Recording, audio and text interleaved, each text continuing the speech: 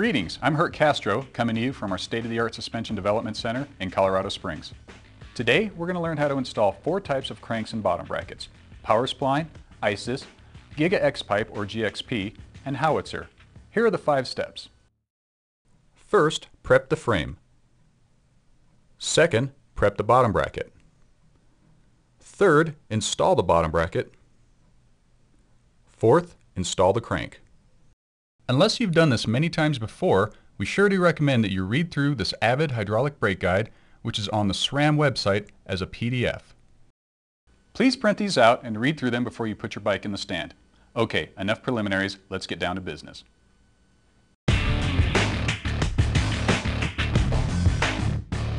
Make sure that the frame's bottom bracket shell threads are clean and undamaged. There should be no paint or dirt present. For best results, the shell should be chased and faced before bottom bracket installation.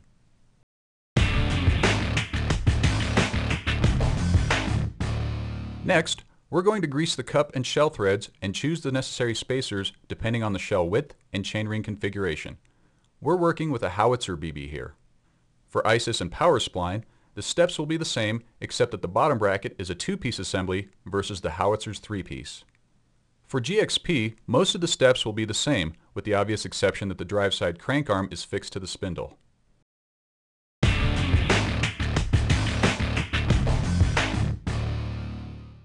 Okay, so let's install this bottom bracket in the frame. Carefully thread the right side bearing cup with spindle and sealing tube into the frame and then torque it to 25 to 30 foot-pounds with a Truvative or Park installation tool. For ISIS and power spline, the bottom bracket is a 2-piece unit. So at this point, install the bearing and spindle assembly into the drive side and torque it to 25 to 30 foot-pounds. For GXP, the spindle is fixed to the drive side crank arm, so you will not need to install the spindle at this time. Just the bearing cup and sealing tube. Torque the bearing cup to 25 to 30 foot-pounds.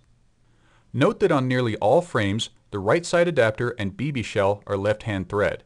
These threads are fine, so make sure everything's properly aligned before applying force. Next, in goes the left or non-drive side bearing cup and any needed spacers. Torque this to 25 to 30 foot-pounds as well. The same goes for GXP. For ISIS and power spline, install the non-drive adapter and torque it to 25 to 30 foot-pounds. For GXP, you can now install the spindle and drive side crank arm by carefully pushing the spindle through the bottom bracket from the drive side, being careful not to damage the bearing seal. Push until the spindle comes through the non-drive bearings and stops. Now you need to grease the spline surfaces of the spindle, the faces of the crank stops, and the crank bolt threads to prepare the bottom bracket for crank arm installation.